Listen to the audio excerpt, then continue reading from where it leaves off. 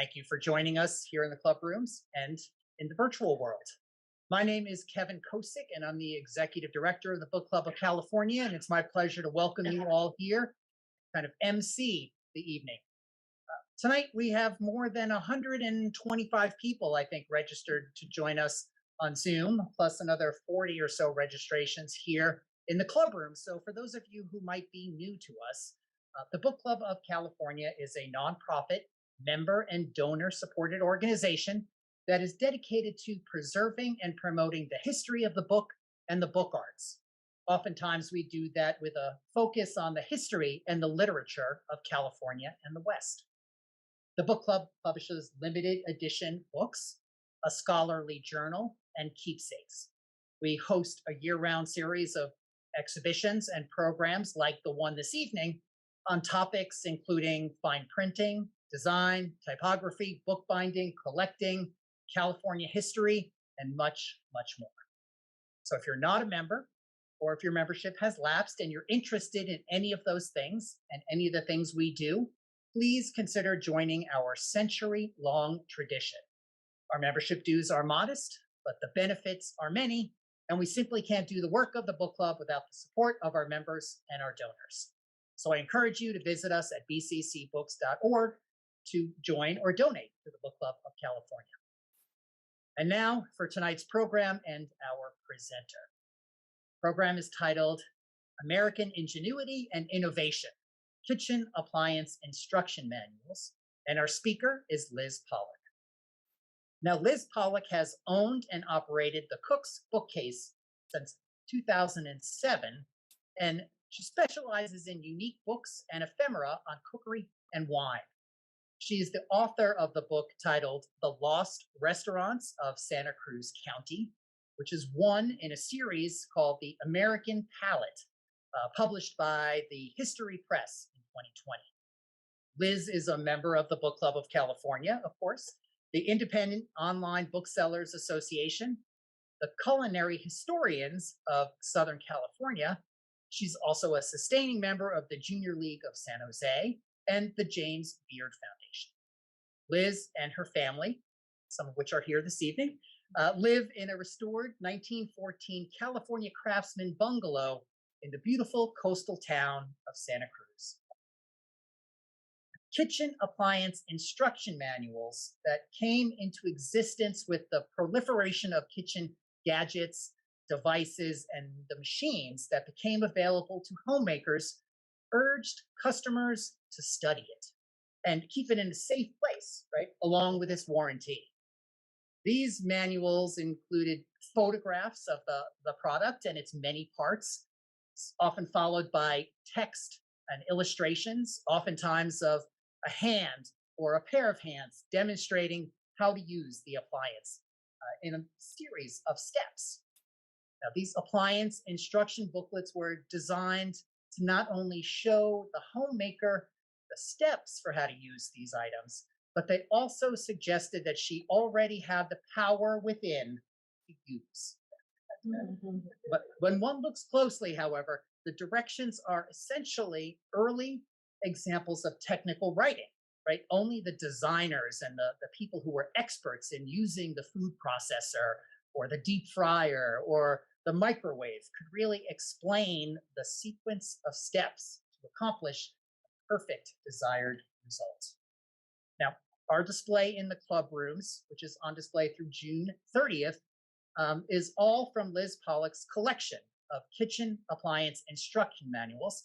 And we also have a selection of marketing and advertising materials and ephemera that are related to those manuals here in front of the room and over on the side. Tonight, Liz will talk about her collection of kitchen appliance instruction manuals and how graphic artists, designers, and bibliophiles can find inspiration in the unique designs, the color combinations, and the typography used in the manuals.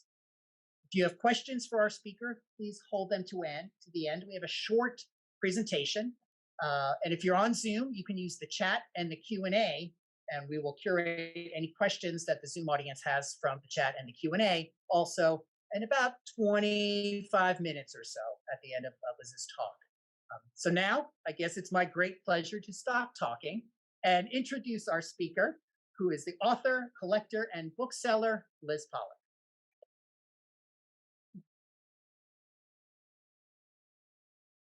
I'm so glad to see you here tonight.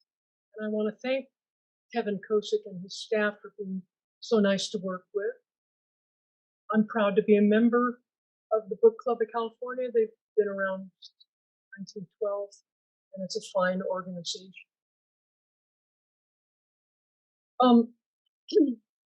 At a time when local and state government agencies are looking at utility laws, I think it's time that it's appropriate that we look at the way these appliances have been featured in our American lifestyle for the last 90 to 100 years.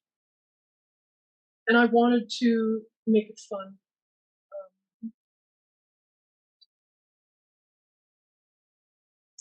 My criteria that I used, I'm going to talk to you a little bit about that. I put together about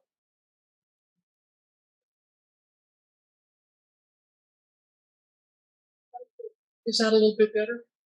Is that better? Okay. Is that better, folks? So the criteria was that I put together 75 types of appliances. Gas, you turn on, electric, you plug in. And these transform the foodstuffs that you bring into your home, into your kitchen. They do this in a variety of ways. Heat it, keep it hot, keep it cold or colder. They perform a variety of tasks of kneading, mixing, eating, slicing, and then also some that sit on the counter that have a small but powerful motor.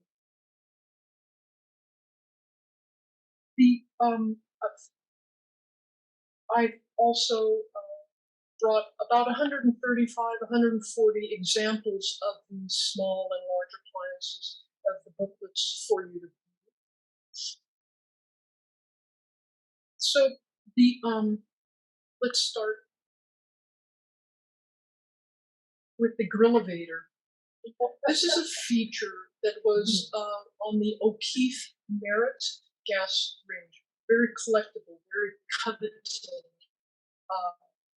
vintage gas range. As you can see, the experts in the appliance manufacturing had their experts write to the best that they could how to use and assemble using illustrations and also photographs or a combination of the two. O'Keefe was a manufacturing company in Los Angeles. Excuse me, that was about from 1949. Let's go on the East Coast. Baltimore, Maryland. Everready was an appliance manufacturing company that put out one of the tabletop boilers. For instance, you put a chop, steak. And the spokesperson for this boiler was Daniel Clifton Smith, who was a beloved, famous caterer for the area. And I wanted to stress my intent on describing some of the appliance manuals that continue to allow people to prepare their cultural dishes. For instance, the electric wok, the electric tortilla press, the pasta machine, the electric rice cooker, and I think I'm always looking for something.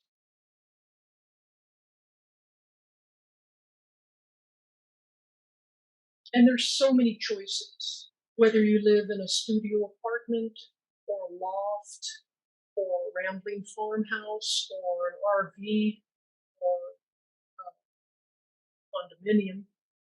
It's your home, it's your kitchen, and you create whatever style that suits you. In fact, it could be said it is a U-shaped kitchen. This is an ad for appliances by Tap. I've also included a list for you in the booklet that Book Club California have printed out of the American appliance manufacturing companies. I culled these from the actual booklets, and that these are American appliance companies that they employed hundreds of thousands of men and women, good union jobs. In World War II, they stopped what they were doing, they halted production, and they contributed to the war effort, making ships and airplanes. And then when the war is over, then they go full speed ahead and making dishwashers and dryers. But the men returning from overseas, some of them wanted to contribute to the community and open up appliance stores. Some of the servicemen came home, and on a GE Bill, they went to trade school and learned how to repair these appliances. This is a color plate illustration from the Servel gas refrigerator. You don't see too many of these anymore. This is from about 1938 to about 1949. It was advertised as being quiet. There are no working parts, no moving parts. Rather, the gas would come in a tank and it would go up the coils.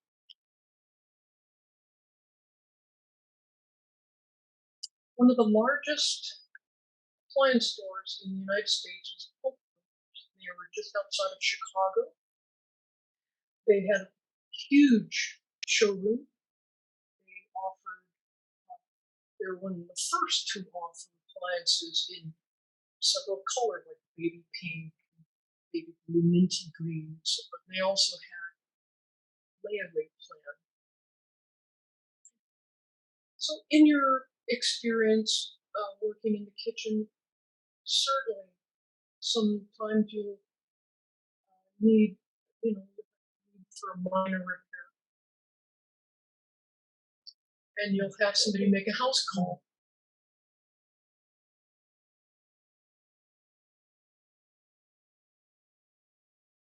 The Westinghouse electric ranges used to have in the back a deep well, about 9-10 inches, kind of like a double boiler stream. And you could say put oil, fry donuts, boil potatoes, or make a stew, or sterilize baby bottles. You could also light a cigarette on this Westinghouse.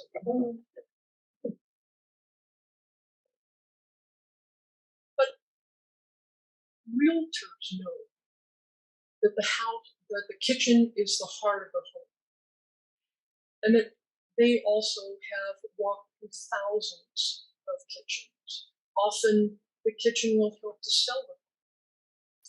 They see that the kitchen and the appliances often reflect social trends.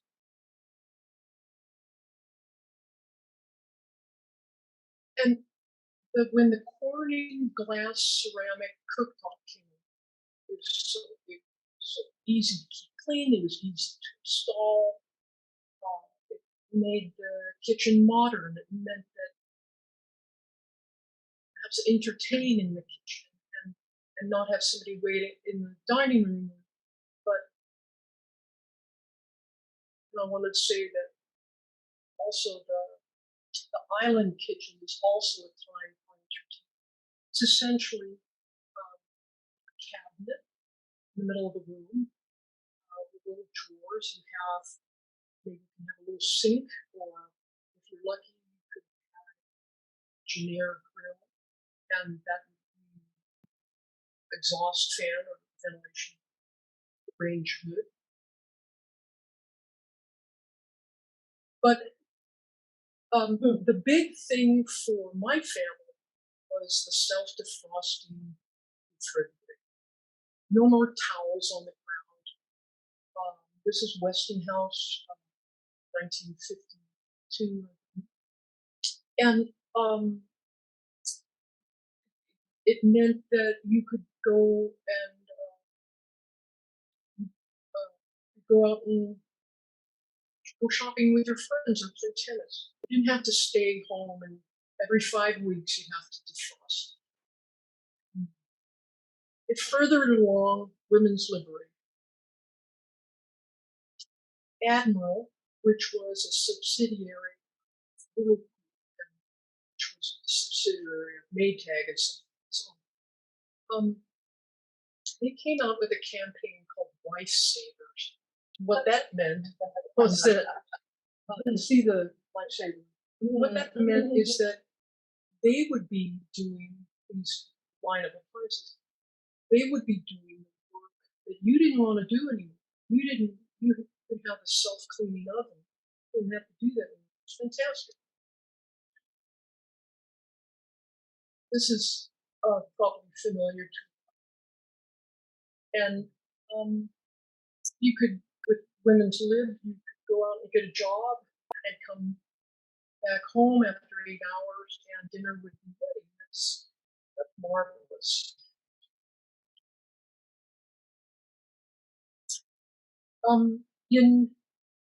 In keeping with continuing exploring the past,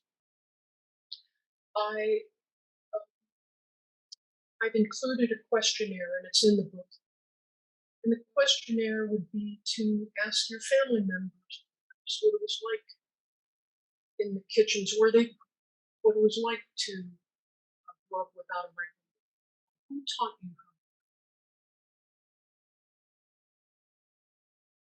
Those questionnaires, by the way, are translated in Spanish and also in Cantonese. This is a receipt from 1951 down in Santa Monica. And maybe you can ask your family members or grandparents, did they scrimp and save? Did they make do and do without in order to write that check to pay off their Wedgwood stove and their GE refrigerator?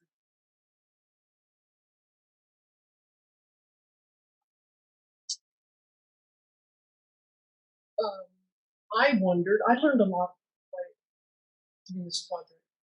And I wondered, what's the difference between a griddle and a grill? So a grill is a flat surface with corrugated design on top. The juices run down perhaps into a tray. It's kind of a thing. A griddle are two panels that are connected by a hinge. And the great thing about this design, which is the Sultan lean, mean, fat grilling machine, is that the bottom portion is designed and it's distinctive to downward, and then there was a separate trough underneath that collected that grease. And I did correct. And when the wall wire, before there was a timer on it, you sort of had to keep your eye out so that it wouldn't burn or flow over. But I spent a lot of hours researching using the United States Trademark and Patent Office. They protect the intellectual property of the designer, all of the associations, and the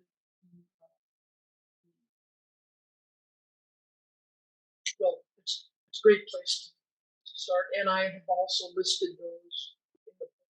I started with when was the first time this appliance, 75 appliances, when was it first? And here we are, surrounded by first editions and rare books, and broadsides, and sumptuous bindings. But in contrast, these are just ordinary little booklets. You can write your name. You can dog ear one of the covers. You can fold it in half. You can write a warranty and all the little do's and don'ts. They're yours. It's your kitchen. This is a Farberware convection turbo oven, and it's the same design that the air fryer used, is the circulating hot air. Well, the previous owner, and it was big, it was heavy, it sat on top of your counter. And so the previous owner knew that on top of the roof there were these louvered, and you didn't want to put a platter on top of that, so she wrote that to remind herself and her family. When the Cuisinart was first introduced, the discs did not say what was what. So this previous owner wrote all the what this is good for and what the grading, slicing, etc. I think that's fantastic. And where these are kept, of course, is a matter of personal organization. If it's in a file cabinet or a junk drawer or maybe another junk drawer. The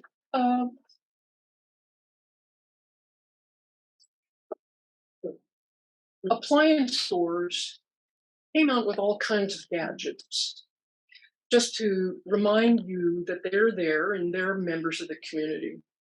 They came out with, the Frigidaire came out with a series of golf balls.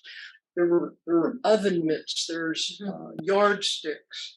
And Hot Point, which is a subsidiary of General Electric, came out with calendars that were distributed across the United States to their kind of franchise appliance stores.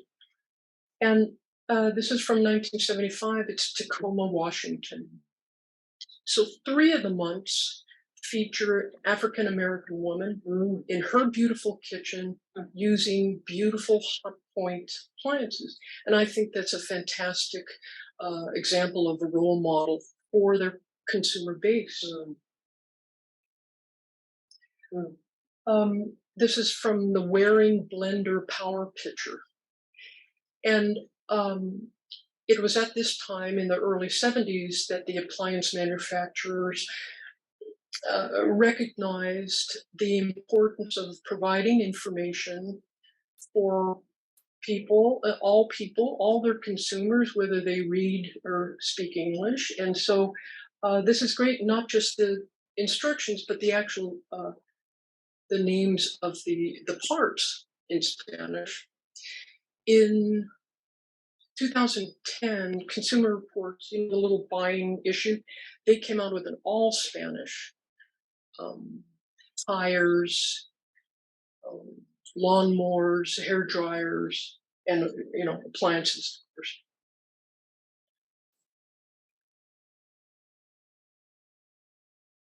In 1962, this is a reprint of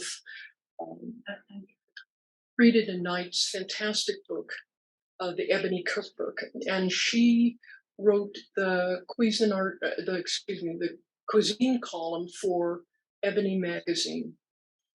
And it's my favorite question. She's in her introduction, she asks, "Do you know your oven?" In other words, there's a recipe and it calls for 350 degrees, and you know that your oven, it performs better at 325. And it's all these little tricks that make you a better cook. As a bookseller, it's important for me to know why, what prompts customers to come into the bookstore. When the microwave and the Cuisinart were first introduced, the cookbook authors stepped up and learned how to use it, developed recipes along their style, and then introduced it to their readers that this innovation is fantastic. And most importantly, that these cookbooks help to sell the appliance. No matter what the cooking experience was, their cookbooks boosted sales for these appliances. Julia Child, in her 1975 cookbook From Julia Child's Kitchen, she introduces using a food processor. And she never names names, but she does describe a recipe for like a pastry dough as sinfully easy. In 1980, Abby Mandel came out with an incredible Cuisinart classroom, and it's been reprinted so many times, but it first came out at 65,000 copies, and it sold in a matter of months. She was a champion, an early champion of farmers markets, and she really recommended making your own baby food. Matter Jaffrey, the Indian cookbook author, she advises her readers and fans that the food processor is so efficient.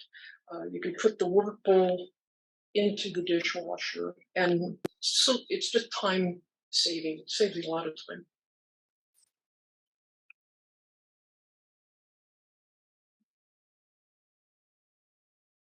When the microwave first came out, the control panel, this is a Quasar from the early 70s. The control panel was like low, medium, and high. You were on your own. There were no preset buttons for potato or beverage or pizza or popcorn or anything. And so, forgive me for philosophizing, but my theory is that learning these sequences and times is not so far away from, say, learning a 10-key calculator. And that same approach that gives you that sense of accomplishment is not that far away from learning the cash register at work. The Farberware broiler, it was very difficult to assemble. You had nuts, screws, racks, trays, the spit, and so forth. And after you've accomplished that, you can go out and fix and replace the wiper on your windshield wiper blade. You can replace the trimmer on your weed whacker. Putting together all of the blender, or a standing mixer, all the little paddles that you know how to use and so forth. That is so close to the putting together an amateur microscope or a home telescope.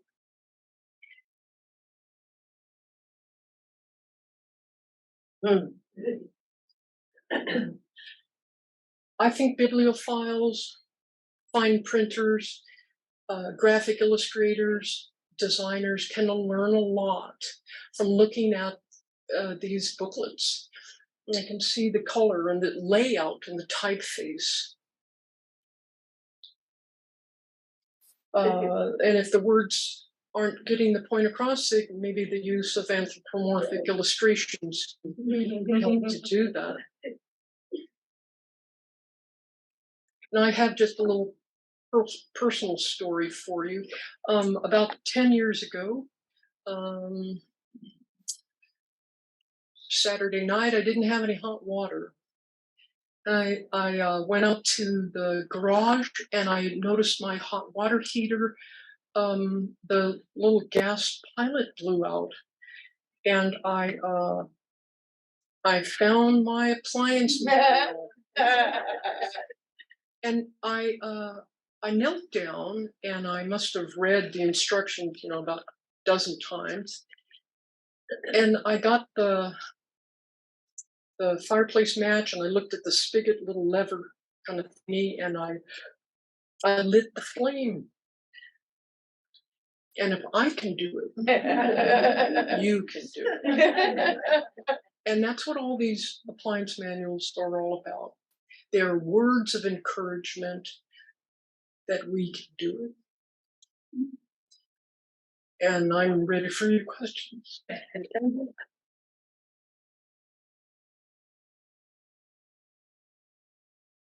Yes.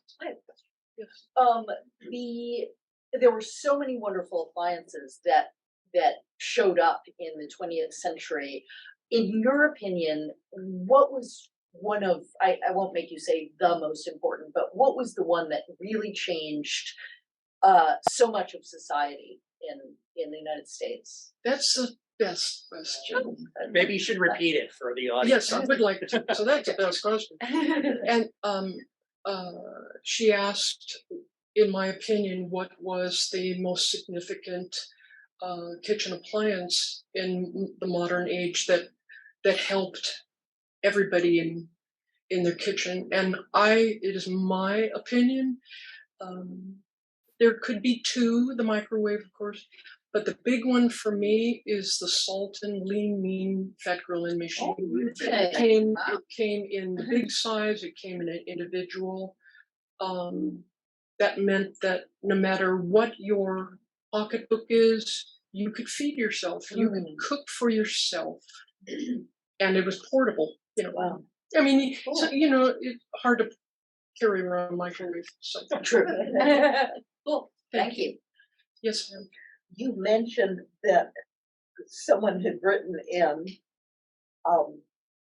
clarifying the instructions, and as I understand, many of the instructions were written by the people who created it, technicians. We know technicians aren't always the people who are able to explain to a general public. When you look through these manuals, do you find that many of them, you could tell, these are written by techs who do not understand that these are ordinary people trying to read this manual? Yes, thank you. The question is that in some of these booklets, obviously the writing style is too technical or not getting the point across. And I do see that. I know that today's appliance manuals are a lot, they're wordy. They're not as exciting as these, but they emphasize safety, and that's the most important thing for me. Is if an appliance manual comes and says this is not submersible in water, these parts, yes, you can put those in the dishwasher or whatever. And so that's. Did I answer your question? Yes, thank you. Yes. I'm curious, this is such a unique collection. What compelled you to collect these kind of manuals? That's such a great question. She asked what compelled me to put this collection together. I saw a need for looking at figuring out how things work, and the steps that I could take to learn how to replace the trimmer on my weed whacker, to replace the rack on a broiler. I had to figure that out, and so that's what compelled me. Thank you. Let's do Ann Smith over here. Yes. Okay. Hi. Yeah. Among my younger friends, My favorite breakfast to them is read the directions. They don't know what directions are. Read them and why do such things. You should just be able to stare at it and figure it out. But the main thing, and I love to read these things.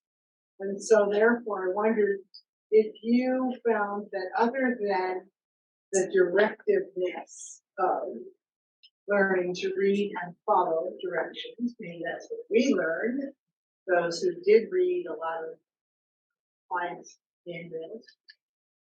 In addition to that, did you find any particular appliance that were more readable than others? Any publishers that were more fun to read, like the Betty Crocker cookbooks, and manuals like the Cuisinart manual, or others that you say, oh, I'm going to sit down and read this. And you said, I read it 3 or 4 times. Why do I read it 3 or 4 times? I think that, thank you. I think the question was, are any of the cookbooks that are out there that describe how to use these appliances? And I think Julia Child's cookbooks are the best to teach you how to use something safely, of course. But I think the notion is that the Cuisinart and the food processor suggests that, yeah, I'm going to try to make that. I wouldn't have been inspired to make that before, but now that she describes it, and of course her cooking shows, showed us how deft she was at all that. But I've been inspired to make things, and thanks to people like Julia Child, Jacques Pepin. I mean, So I mean, the whole thing about the readability of directions. Mm-hmm. I'm getting is missing in a lot of manuals. There is a question on Zoom, which is kind of an extension of the cookbook idea. Okay. And the question is, were cookbook authors paid to use, test, and promote these appliances? Oh, absolutely. Oh, absolutely. They definitely to people who were paid to monkey around with a lot of these kitchen appliances and develop their recipes, maybe making notes, don't do this, don't do that, but emphasizing how easy it is and how it's going to enhance your cooking skills and your family life. And absolutely, that's a great question. We'll do one over here. I know you've been waiting, then we'll go over here. So during much of this time period, the kitchen was considered to be the woman's realm. Ah, And you mentioned the way these empowered women to feel that they could enter into other realms. yes. I'm curious if you looked at the user's guides for the things in the male realm, the lawnmower, the weed whacker, and if there's a notable difference in the way those instructions were presented. That's a great question. Can you repeat it? Well, I think the question was about, are there similarities or differences between instruction manuals that may have been geared for the garage and men versus the kitchen and women? Is that a fair? Yeah. I think they're pretty equally step by step. I think photographs and well, like for instance, Sunset Magazine. I have several issues from the 60s and 70s that tell you how to make and construct and help your wife in her kitchen how to make an island kitchen. So the drawers, the cabinets, the little sink, and the exhaustion vent and everything, and or installing the dishwasher, or certainly installing an instant hot water thing at the sink. That was something that And I have a couple of examples where it looks easy, but it's not easy. It needs somebody who has, more of an experience, more of an expert. But that's such a fantastic question. Thank you. That may be the next exhibit. Yeah, really. Garage Yes. machine, manuals. Good idea. Actually, I can answer that very directly because the question came up, what possessed you to put this collection together? Well, as soon as it was introduced, I knew exactly because I've owned, or my family has owned most of these appliances. I still have most of the manuals. And the funny thing is, there were some that were better than others. Some were a little simpler. My father, having been a GE employee, had to have GE appliances. Mm-hmm. And GE was the first, what I would refer to as interactive manual, in that it had a service number. And if you called, they would answer any question for you, and they still do. Oh, that's I recently had to install, replace a double oven. And it was a kind of a smaller one, which is unusual. And I wasn't sure of the measurements, so I called service. Hi, this is Mabel at GE. How can I help you? And I said, I have to replace this model with this model. And she said, well, let me take a look. Wow. And she came back a moment or two later and she said, it's not in our database. Let me go to the books. And she pulled it up. And here is the original dimensions. She said, you're gonna have to change the cutout by these dimensions. And of course, it comes with its own instructions for installation. But GE would also, if your appliance broke down, you would call them, and they had service people who would question you as to your level of competence and walk you through. I like that. My father did that very, very many times on their refrigerators. When the defroster would go out, there's an element in there that requires some disassembly, and they would send you a new one and put it back in. Whereas today's interactive, they don't really tell you much of anything. So, We're gonna wrap up in a minute and take one or two more questions here, but I'm gonna go to a Zoom question first, because you talked a little bit about Sunset Magazine just a few moments ago. And there was a question about what was Sunset Magazine's overall influence in this area, if any. Clearly there's some. Yeah. Maybe you could talk briefly about the role that Sunset Magazine played in appliance manuals. Well, Sunset Magazine had high standards of teaching you how to do something simple, going to the hardware store or the lumber yard and doing it yourself. And it's fantastic. It was it's changed a little bit actually as a magazine, but you can look at past issues and find a lot of not just in the kitchen, but certainly in electrical outlets and the safety of electrical outlets, not putting too many of these appliances in at the one, not putting in, say, an appliance into an extension cord and then put in another appliance in that and so forth and so on, because it kind of looks like a circus. But that was a good question.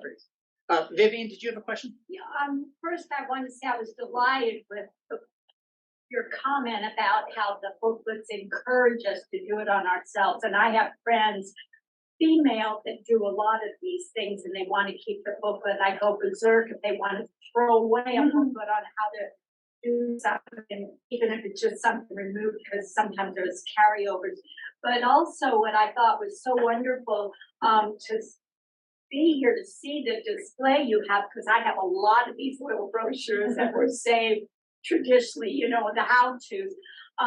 But to encourage maybe breaking away from such a section of male female jobs, because now I know so many women that just go and do it yourself. We have a lot of people that are solo, living life, and they're wanting to be sourceful, male or female, and that roles are not so traditional as they have been. And so I just delight that is showing up more here. So thank you very much. Thank you. The question deals with gender Aloneness. right in chores in Right. the kitchen, etc. And I think that both men and women are at home in the kitchen and have been for a long time. Excuse me. And the one thing Yes. the big thing leading up to this is because now they're doing a lot of creative graphics, and sometimes you have black ink on a deep blue, or otherwise you have yellow and orange, and the color differences are very, very hard to read now, and sometimes with the ink, the way the ink is now, or maybe postcards or mailing, they can make it really slippy. You have to get a Sharpie to just even make your statement on it that you want to do that. And maybe we can all think about that and ask for it, to how can we do this without a Sharpie to put our mark on? Well, that's such a good point. And I also wanted to, if I can, talk about the ADA. We're more at home with appliances that for low vision. There are knobs on refrigerators, rather gas stoves and electric stoves with little indentations to tell you exactly for the flame. There's you can have something connected with your smartphone telling you and vibrating, telling you when the casserole is done, etc. And if you keep a kosher kitchen, there are appliances that help you do that. That's also a GE appliance. So. And we're going to wrap up with one last question that I have on Zoom, because we want to make sure if you're here in the club rooms, you have time to see the exhibition if you haven't seen it yet, or you got a chance to see all of the items on display. And this is a great question to end on, because it has to do with the future of appliance manuals, because Kathleen notes that many, when you buy a product now, they drive you online to look at the manual or the instructions. So, what does that mean for the future of the printed appliance manual? And do you think print is just going to go away for appliance manuals? Oh gosh, I hope not. That's a great question, because they're relying on you to print it out on your printer, not. But the people who I have met and interviewed for who have owned appliance stores and appliance repair people, they know their stuff. They can get the information right away. But there's also the notion that if your dishwasher is on the blink, it's on the fritz, it's too expensive to repair, and you go get another one. Big appliance stores, I'm not going to name names, but they'll pick up the old one and install the new one and recycle it for you. And there are local and state and federal laws that encourage that. I think that's the future of appliances, is to not have a big mountain of discarded refrigerators. So great. Well, that's our last question and comment. So thank you so much, Liz, for coming by. And big round of applause. Put hands together. And I guess give yourself a round of applause. Thank you for showing up here at the book club this evening for this program. Please join us for our next program, which will be Wednesday, April 12th. It's a Southern California in-person program that we will also be Zooming. The title is Mujeres Hispanas y Typografía, and the presenters are Gloria Condrup, Lavinia Lascartes, Jimena Amaya. They're all from the Art Center in Pasadena. You can register for this event online at bccbooks.org/programs or using the link in the program's email that you're probably getting from the book club. So thank you everyone for joining us. It's great to see you in person. I hope we'll see you again here at the book club or online in our virtual community. Thanks, everyone. Yes, I will. How are you? My name's Liz. How do you do?